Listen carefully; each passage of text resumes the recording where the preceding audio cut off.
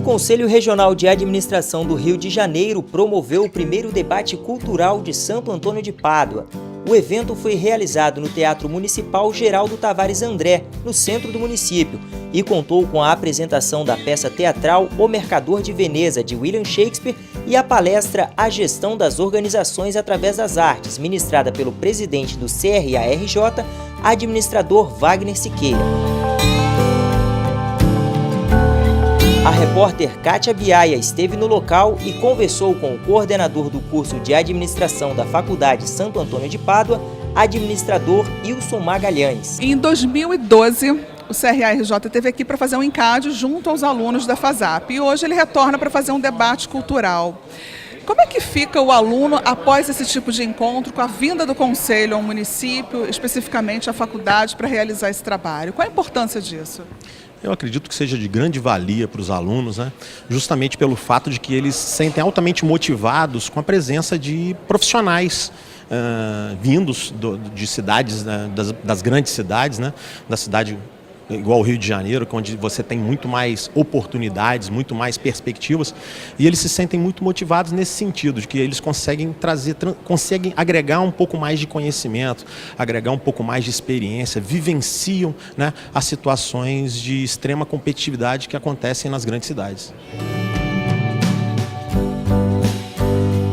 A professora Patrícia Viana representou a diretoria da FASAP e falou sobre a importância do evento. É um evento de grande importância. A parceria do CRA com a FASAP, ela também é de extrema necessidade, porque uma instituição de ensino, de educação, que preza a formação desse profissional, um profissional completo, um profissional que tem as competências necessárias para atuar dentro desse mercado, que é dinâmico, que está o tempo todo buscando essas inovações, você buscar metodologias novas, maneiras diferentes de passar tais conteúdos, é de extrema importância. Sem falar do prestígio, do fortalecimento da classe, que é quando se aproxima conselho e estudantes, para que esses acadêmicos que estão iniciando, estão nesse processo, né, de formação e tal, consigam perceber e, de fato, evidenciar essa importância do conselho em sua vida profissional.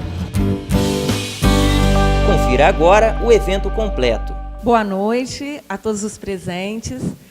Estou aqui representando o nosso diretor-geral, que está representando a instituição num outro evento também, tá, na cidade. Agradeço a presença de vocês, alunos, acadêmicos, acredito que ex-alunos também, a presença dos professores. Agradeço a iniciativa do coordenador de administração, professor Ilson, para poder fazer essa aproximação, essa parceria com o CRA. Agradeço o CRA na presença, na pessoa do presidente Wagner Siqueira, tá? A disponibilidade, a gentileza, a boa vontade, a companhia de teatro, e desejo a vocês um excelente espetáculo, um excelente debate cultural, tá? Aproveitem a noite. Boa noite. Eu sou presidente do Instituto Cultural Chiquinha Gonzaga e é uma honra participar desse projeto, Debate Cultural, em que nós apresentamos uma peça que tem bastante subsídios, não é? Para um debate sobre questões administrativas. E quem vai falar, e fala muito bem sobre isso, é a pessoa mais abalizada e experiente para falar sobre essas questões administrativas, inclusive na peça, é o nosso presidente do Conselho Regional de Administração, Wagner Siqueira. Muito boa noite a todos. Em verdade, o Raimundo já falou muito no filme, né, que nós vimos de introdução a Shakespeare, e especialmente a Mercador de Veneza. O Conselho acredita firmemente de que existe um potencial enorme de estudo, de gestão das organizações através das artes. E, nesse sentido, a gente tem toda uma programação, porque na arte, seja na pintura, na música, na literatura, no teatro, nós encontramos o estudo e a avaliação. Encontramos fundamentalmente a essência da alma humana. Não há organização sem pessoas. Toda organização tem pessoas se relacionando com pessoas para conseguir determinados objetivos. Então, pessoas, objetivos, propósitos, e hierarquia são os elementos universais das organizações.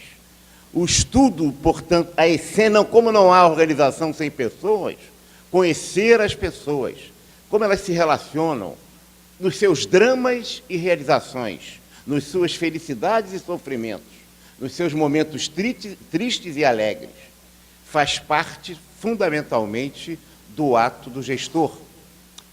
Veja bem, não é na autoajuda que nós buscamos e encontramos fundamentalmente o estudo de administração. Certamente nos livros de gestão, nos livros técnicos de gerência, mas a essência da alma humana está nas obras de arte.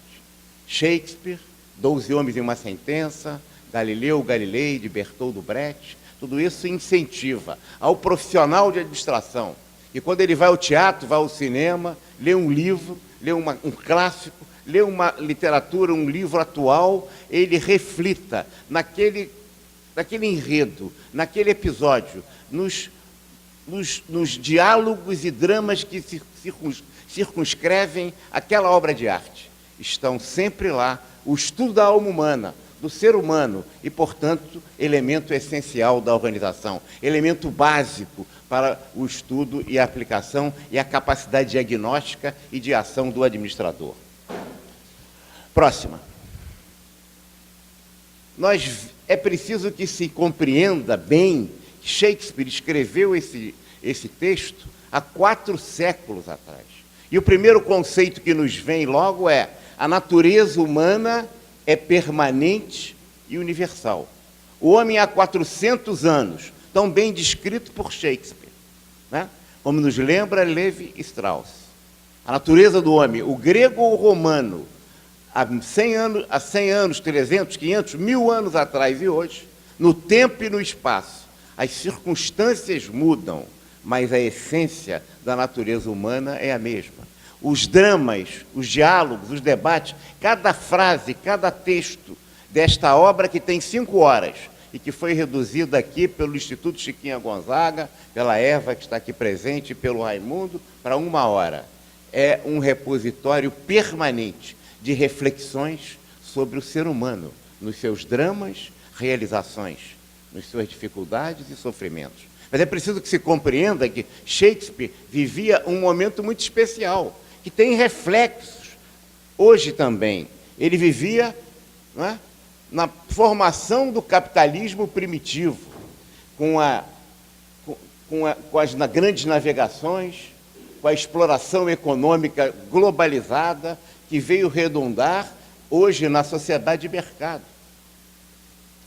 Ele descrevia há 400 anos, né, aquilo que viria a ser a origem do capitalismo e, fundamentalmente, o mundo e as circunstâncias em que vivemos hoje. E que previsibilidade, que visão, que gênio. Por quê?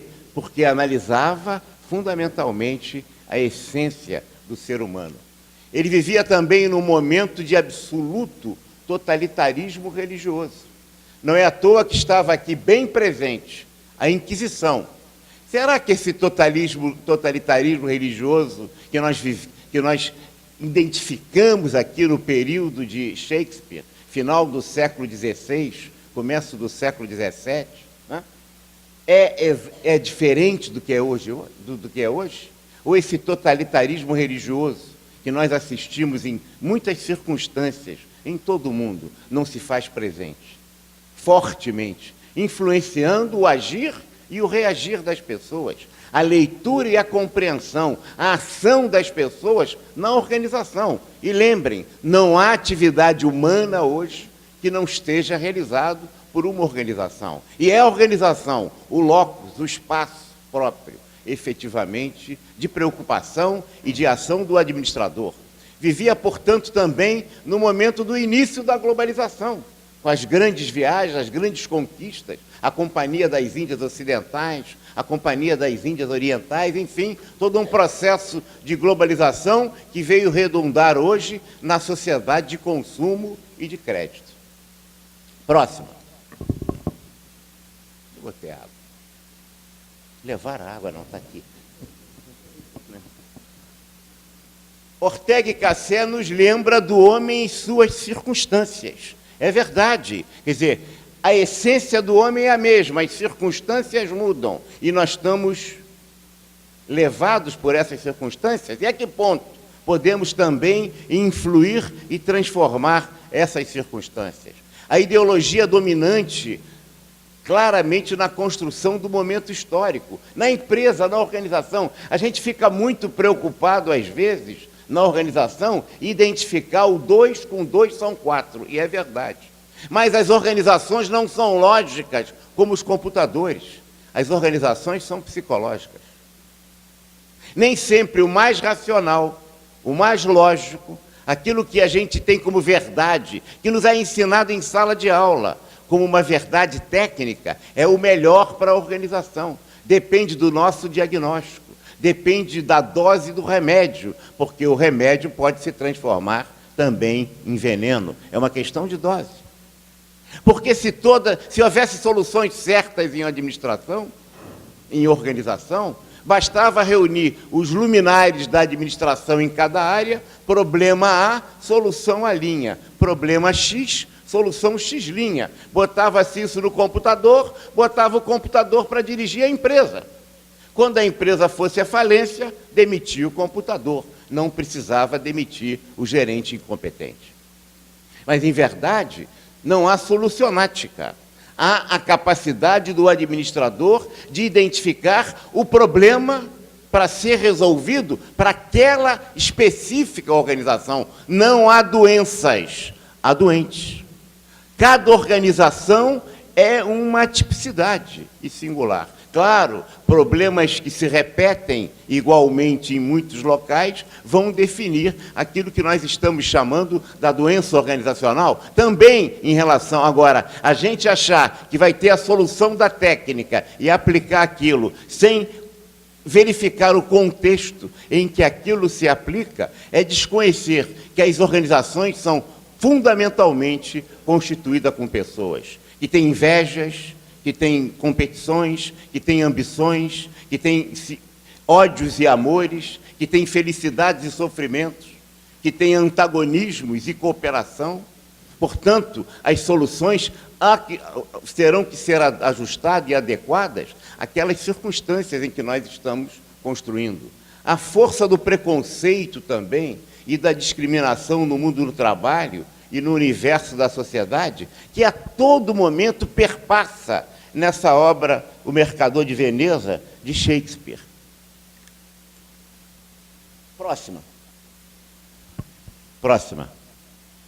A pior coisa que o preconceito pode fazer com uma pessoa é fazê-la ser exatamente igual àquilo que o preconceito diz que ela é. A dignidade humana é uma questão de permissão social. Marca-se muito bem nesse filme circunstâncias as mais diversas, do preconceito judeus cristãos, mas também que essa peça reduzida não retrata bem, mas que pinta permanentemente um clima de relação homossexual entre Bassanio e o mercador. E o preconceito contra o homossexualismo já identificado numa época em que essas pessoas eram atiradas à fogueira da Inquisição.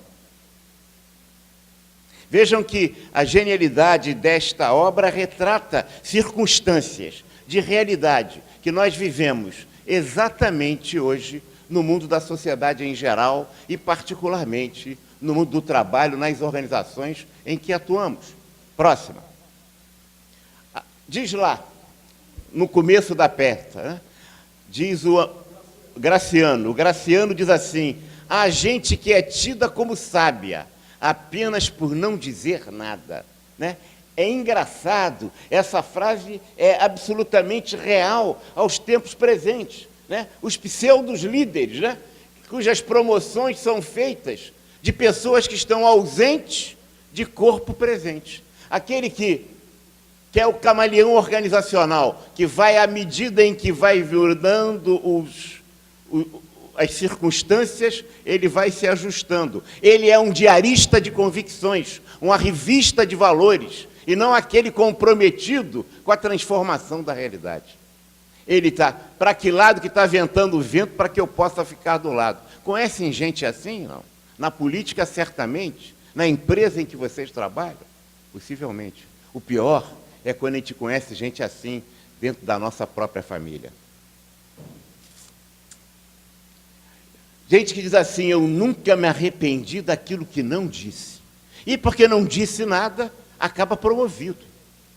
Porque numa reunião de 5, ele nunca é o primeiro a chegar. Também não é o segundo, imagine. O primeiro pode querer perguntar para o segundo o que ele também não é o quinto, para não dizer que ele não é o interesseiro, que ele não está interessado. Ele é o quarto, o terceiro, os dois estão brigando, ele fica prestando atenção, cada um fala, ele com o olhar dá uma impressão de estar concordando com todo mundo. E não está nem ouvindo o que está sendo falado. Conhecem gente assim, não? Próxima. Tanto se adoece por comer demais, então diz a Nerissa, né? Como por definhar a míngua. Quer dizer, comer demais ou por comer de menos, né? Não é, portanto, nenhuma sorte desprezível a gente se encontrar sempre no meio, nem lá nem cá. Veja, de novo, Shakespeare nos trazendo no Mercador de Veneza um estilo, talvez, o estilo dominante no mundo das organizações. Aquele que diz que é preciso dividir as diferenças, nem tanto ao céu, nem tanto ao mar. Devagar com o andor que o santo é de barro. A sabedoria está no meio, não balança demais a roseira. Vamos evitar os extremos. E na pretensão de se buscar o consenso, o que se tem é a pobreza do mínimo denominador comum. Próxima. Devagar se vai ao longe. O mundo não se fez em um dia. Ao invés de se buscar a essência dos problemas, vejam bem, democracia não é voto, democracia é voz. O voto é uma forma de expansão da voz. Democracia é a busca do encontro da divergência, é a convivência na divergência, não é a ditadura da minoria, nem a ditadura da minoria, como estamos assistindo hoje na sociedade brasileira, em que minorias impõem determinados fatos e circunstâncias como fossem verdades da maioria. O consenso do erro, né? O consenso do erro é todo mundo concordar com alguma coisa que está errada. Isso me faz lembrar um dos livros que nós temos na nossa biblioteca virtual do Conselho, que nós nos dedicamos aos livros clássicos de administração, que é do Alfred Sloan, que é do Minha Vida na General Motors. O Alfred Sloan foi... O Ford dizia assim, o povo americano pode ter o carro da cor que quiser, contanto que seja preto. E ele vendia carro para todo mundo. O Alfred Sloan, depois na GM, dizia assim, não, o povo americano pode ter o carro de acordo com o seu gosto e com sua bolsa. E a GM, naquela época, ficou maior do que a Ford. Ele dizia o seguinte, o Drucker fala dele, Peter Drucker, fala do Alfred Sloan como o grande guru do Drucker, que era cliente do Drucker. Ele dizia o seguinte, quando todo mundo está pensando igual, é na hora da gente não avançar. Vamos pensar um pouquinho, porque tem que ver se esse não é, não o consenso, mas o consenso do erro. Que o consenso do erro é mais comum, a grande decisão fundamentada no erro. E aqui, ó, soluções viáveis, mas nem sempre melhores. Nós vamos buscar as soluções melhores, não as viáveis, quando a gente está buscando a divergência, o ponto de encontro, o direito da minoria de se transformar em maioria e convencer a maioria, mas também o direito da maioria de caminhar. Mas quando um compreende o outro e vê que a posição é legítima, se avança. Próximo. Se fazer fosse tão fácil como falar sobre aquilo que se deve fazer bem, as capelas seriam catedrais e as choupanas, né, seriam grandes palácios.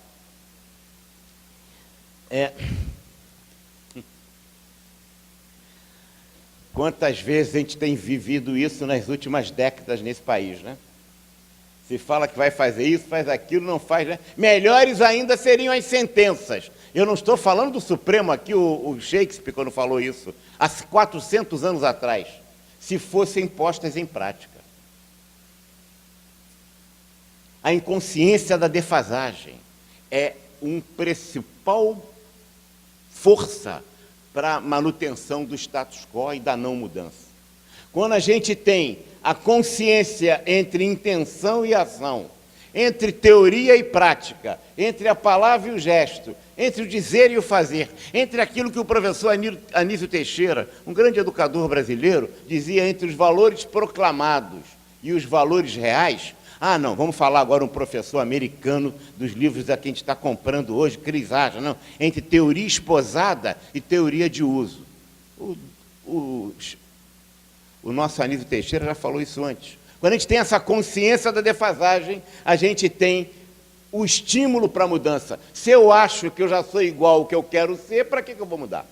Eu só mudo quando eu tomo consciência do que eu sou e o que eu deveria ser, eu gostaria de ser. E quando tomo essa consciência, eu caminho na direção da mudança. Próximo.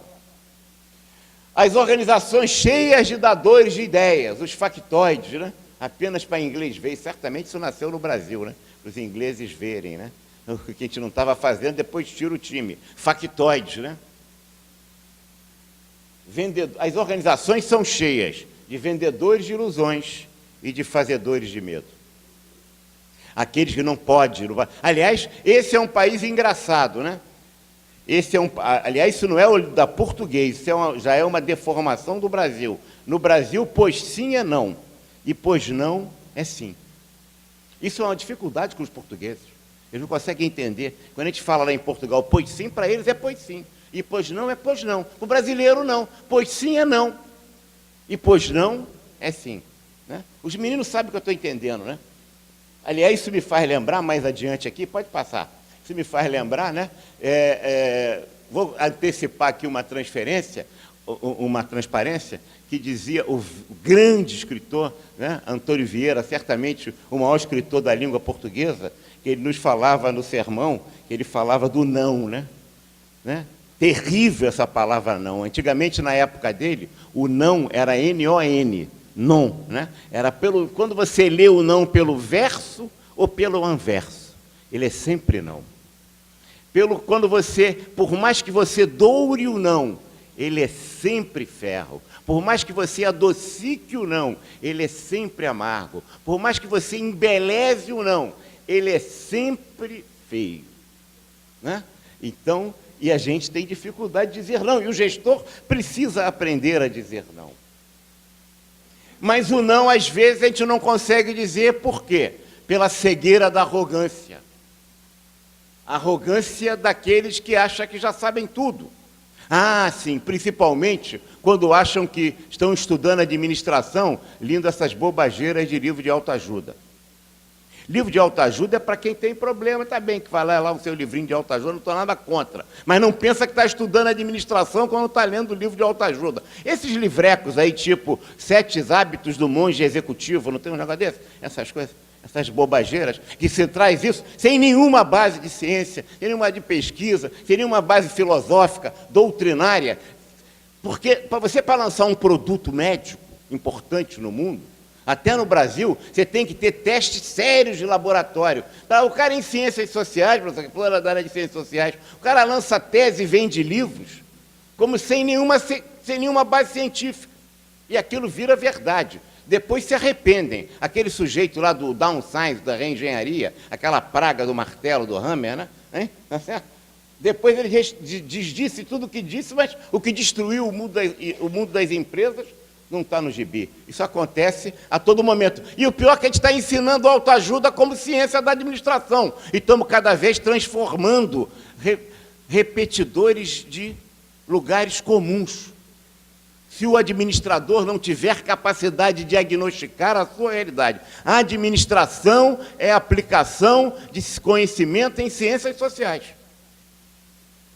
É técnica, claro, evidente, mas se a gente não tiver, se a gente perder a capacidade diagnóstica, a gente vai ficar perdido, até porque a técnica muda a todo momento.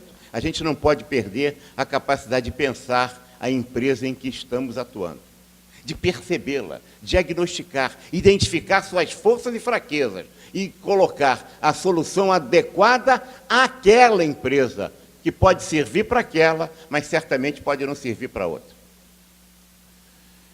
Ah, não é o jogo, o administrador também não é um jogo de roleta russa, um jogador compulsivo, né? O Antônio, o mercador, diz uma hora assim, eu não boto tudo, né? Todos os meus negócios numa cesta só, eu diversifico, etc.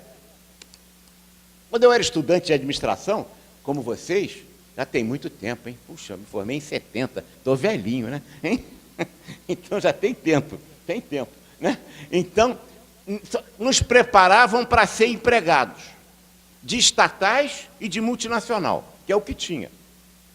Mas ninguém falava em empreendedorismo. Agora inverteram tudo. Agora estão enfiando na cabeça de vocês que tem que ser empreendedores. Está bem, eu acho muito bom. Agora não esqueça que tem outros empregos também, que ser empregado também não é ruim, e muito bom ser empreendedor também. Até como empregado. Agora, cuidado, hein? Não corre todos os riscos. Ele não é um jogador inveterado e um suicida. Ele não é um Eike Batista, enlouquecido, né? E enganador. O perfil deve mesmo enveredar pelo negócio próprio.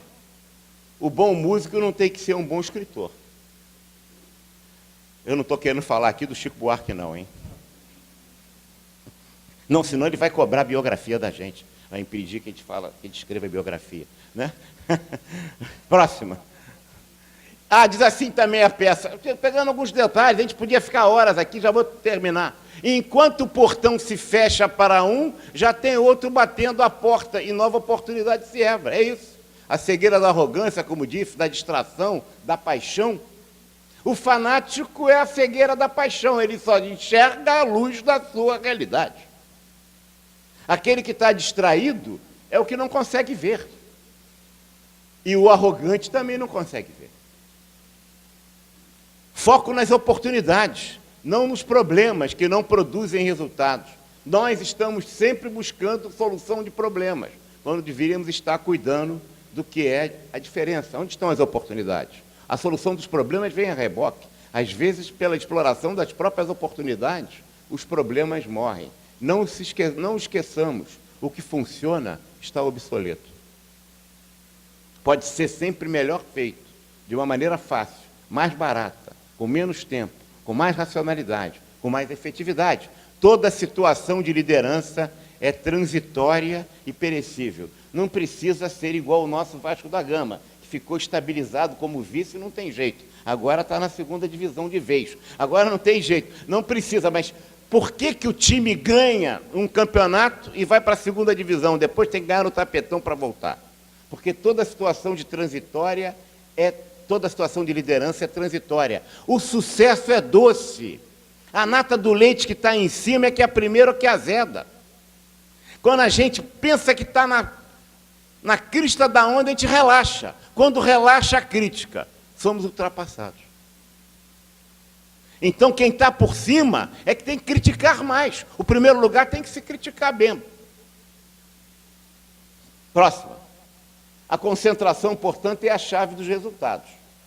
O abandono de produtos e atividades não rentáveis da organização, vou fazer versão 5, hein, Cátia? É a chave do sucesso na medida em que ele rebela recursos anteriormente bloqueados. O sucesso de hoje é o elefante branco de amanhã. Aprender a dizer não, já falamos. Próximo. Próxima. Se queres emprestar o teu dinheiro, não faças isso, diz o Antônio para o Shylock, como se fosse para amigos. É melhor emprestar como se fosse a um inimigo. Ele estava falando há 400 anos. Isso é diferente dos bancos de hoje, hein? Pois no caso dele vir a faltar com o pagamento, é com a cara mais alegre que tu vais extorquir do pobre coitado tudo que ele deve. Fala-se tanto em responsabilidade social. É verdade, é importante. É bom que as empresas têm, é a resposta capitalista ao problema da luta de classe. Mas eu fui procurar esse negócio de respeito ao cliente na Bíblia. Não encontrei. E fui lá no Torá também do Shylock, também não encontrei. E fui no Corão, também não encontrei. Eu não encontrei em nenhum livro clássico da religião o respeito ao cliente. Aí fui nos clássicos da filosofia, também não encontrei. Ah, sim, encontrei em todos o respeito ao próximo. Em todos. Vocês vão dizer, poxa, Wagner, mas o próximo, o cliente é um próximo. Não é, não. O cliente é um próximo muito especial, ó. É um próximo que pode pagar.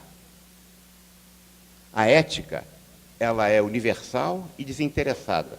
Quando a ética é interessada e particular, ela será ética. Mas isso é uma discussão que a gente tem que ver aqui com a ética empresarial, com a empresa cidadã, né? É importante que as empresas façam isso, façam cada vez mais respeito ao cliente, ética empresarial, empresa cidadã. Mas o que a empresa cidadã é a que cumpre as leis do país? Ou a empresa cidadã é a que não desloca a fábrica, deixando de onde ela saiu uma destruição naquele espaço de miséria completa? O que é empresa cidadã? Empresa que não cumpre a lei, os seus dirigentes deveriam ser presos. Essa é uma questão que nós, profissionais de administração, de gestão das organizações, precisamos cuidar disso, porque está na bela discussão hoje, como se fossem verdadeiros mantras, como se fossem verdadeiras verdades absolutas. A sustentabilidade, a empresa cidadã, o respeito ao cliente. É isso mesmo? Próximo. Se o agiota esse agiota ainda acaba se convertendo, já se mostra até bondoso. Olha como é que o Antônio era de boa fé. Não confio, aí ele responde o Bassânio, não confio nessas frases doces ditas por um Biltre, né? Bom, se o capitalismo tivesse espírito puro, seria sensacional. Mas pior que os outros que surgiram depois, se mostram no nazismo ou no fascismo. Todos totalitários igualmente se mostram igualmente pior. Há uma disputa que não se ganha no Photoshop entre o comunismo e o fascismo, quem matou mais gente, dos seus próprios povos. O banco que ri, né? Tem uma propaganda aí de um banco que ri, não? Banco Sorriso, né? Conhece? Aquelas cláusulas escorchantes com aquela letrinha pequenininha que a gente não lê e que no desespero de pegar o empréstimo a gente assina, das vendas casadas, abre a conta, mas ao mesmo tempo tem que fazer isso, aquilo outro. Plante uma árvore, ah sim, plante uma árvore. O que eles esquecem de dizer, eles estão fazendo um programa sensacional de proteção do meio ambiente no Plante uma Árvore, mas cobram os juros mais escorchantes do mundo, que fariam o próprio do Shylock enrubescer de vergonha. É o que se cobra de juros. Ou nós não temos os juros mais altos da face da terra, hoje no Brasil. Direito divino da terra na época de Shakespeare, o Mercador de Veneza. Talvez hoje a gente tenha o direito divino do capital, que é uma outra forma de organização social. Quando a gente olha, né? Ah, por que na Crimeia não vai ter guerra? Porque os interesses russos estão nos Estados Unidos, os interesses americanos estão na Rússia, e a gente começa a entender, né, que quem manda no mundo aí são os países. Será mesmo? Ou são pequenos acionistas, um pequeno número de acionistas, que dominam os estados, e que ora estão nas fundações, tipo Kellogg's, Adenauer, Fundação Konrad Adenauer, se vocês quiserem Bill Gates, se quiserem pode ser Ford, se vocês quiserem pode ser também do Jobs, que ora estão na fundação, ora estão na burocracia, ora estão no governo, ora estão na empresa. E sempre se valendo dessas circunstâncias para impor a hegemonia do pensamento único, que viceja e graça no mundo do trabalho e na sociedade em geral. Quem é que manda no Estado, de fato? Outro dia eu estava refletindo, sabe, Sérgio? Estava refletindo sobre essa questão do cigarro. Teve um instituto importante, Instituto de Tavistock, em Londres, um sujeito chamado Kurt Lewin, que nós gostamos muito de trabalhar com ele sobre o estudo de campo de forças, que é importante para nós de administração, e eles começaram a estudar a questão de como fazer a engenharia do comportamento. Eu nunca fumei, então eu vou dar um exemplo do cigarro, só para ilustrar o que quero dizer. Você que já fumou, Manuel? Já fumou, né? Quando caiu um avião em Orly, brasileiro, da Varig, numa plantação de cebola em 1971, se criou uma campanha enorme dizendo que não podia mais fumar dentro do banheiro do avião. E todo mundo foi proibido, então, os voos dentro do cigarro, dentro do avião. Ninguém disse que ia ser proibido de fumar, mas não podia fumar dentro do avião, no banheiro. Depois virou, não se pode, vai ter área de fumante dentro do avião, para um pedaço do avião tem a área de fumante e tem a área do não fumante. A maioria não viveu isso, mas nós vivemos. Todo mundo fumava, mas tinha lá o cigarro. Aí depois passou a não poder fumar em determinados lugares. E depois não passou a se proibir a fumaça. E nunca se fumou tanto, mas nunca se proibiu tanto. E aqueles mesmos que defendem contra o cigarro apoiam a divulgação e o uso da maconha. Esse processo de engenharia social, se a gente começar de comportamento humano, a gente começar a trabalhar com isso em outros campos, no teatro, no cinema, na televisão, nas novelas, na mídia, na grande imprensa, a gente vai ver o que isso nos gera de mudanças de comportamento, em que a gente começa a aceitar como padrões absolutamente legítimos a invasão cada vez maior do Estado no direito do cidadão. Fala.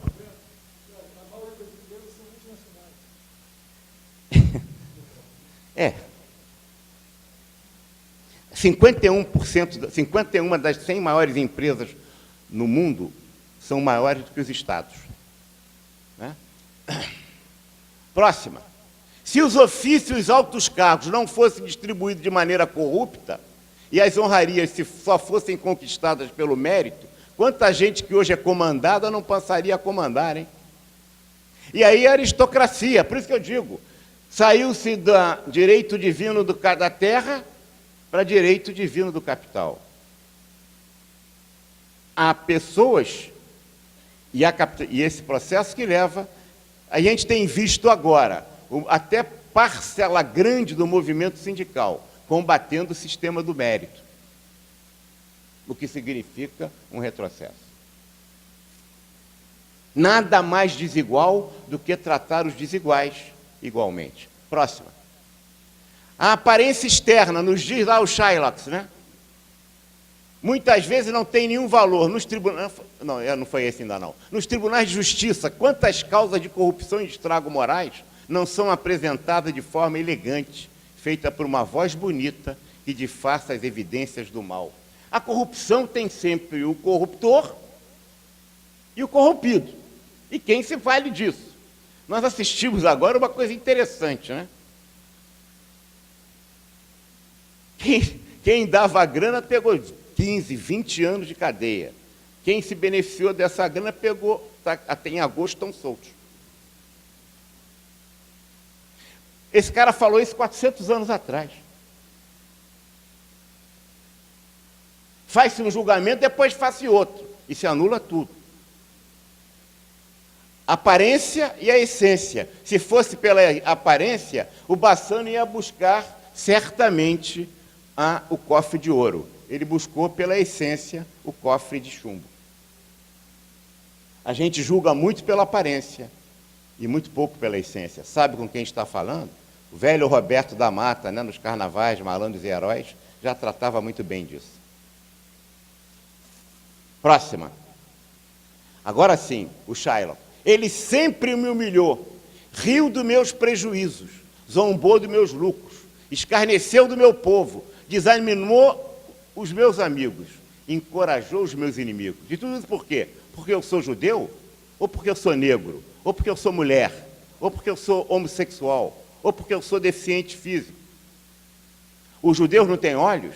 Os judeus não têm mãos? Não têm órgãos, sentidos, inclinações, paixões? Não estão sujeitos às mesmas doenças? Não se curam com os mesmos remédios? Não se aquecem com o mesmo sol de verão e têm frio no mesmo inverno? Se todos somos iguais a vocês, temos direitos iguais também. Aceitar a diferença, eis a força do processo democrático. Conviver com a diversidade. Próximo. Estou terminando, eu sei que vocês estão com horário. E aqui é a última transparência. Não adianta ter a lei. A lei é importante, prevendo a redução e o tratamento homogêneo, adequado e correto a todos igualmente. Mas é no concreto que a lei se cumpre ou não se cumpre, que o dispositivo, que a norma, se faz ou não se faz. E esse é o papel do administrador no mundo da empresa. A organização é o reduto autoritário da sociedade. É na organização que a mulher não tem ainda o espaço que se mereça, por mais que a gente diga que a presidente é mulher. Mas isso é absolutamente insignificante diante do quadro. Se a gente olhar, não estou falando só do Brasil, quantos conselhos de administração das grandes empresas têm uma representação efetiva da mulher? Não tem. Os salários são mais baixos. E eu não estou falando da mulher da linha de produção, do supermercado, que sofre a todos os dias, a todos os momentos, o assédio do gerente, do colega, do chefe, pela falta da promoção. É na organização que se dá o reduto totalitário da sociedade. E a organização, gente, é o nosso campo, é o campo do administrador.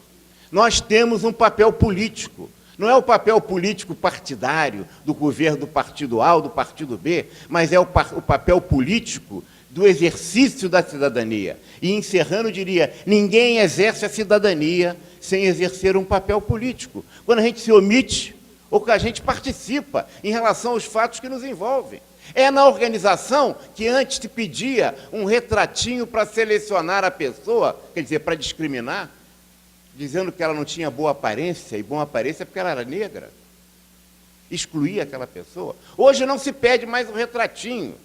Se discrimina de uma forma mais brutal ainda. E não se fala isso. Se pede um fio de cabelo, um exame de uma gota de sangue, para fazer exame de DNA. E não estou falando de multinacionais apenas, não. Estou falando de empresas brasileiras. Que nós precisamos profissionais de administração, quando nós concordamos com isso, nós estamos dando espaço para que esse tipo de preconceito, de discriminação, de autoritarismo, de falta de democracia, não se faça na concretude do cotidiano. Muito obrigado.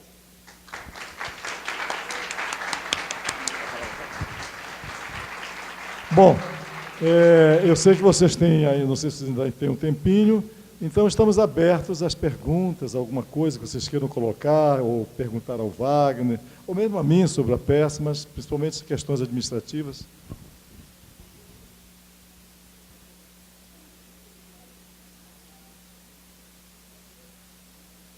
Bom, então foi um grande prazer nós estarmos aqui com vocês, temos apresentado a peça, estamos nesse debate.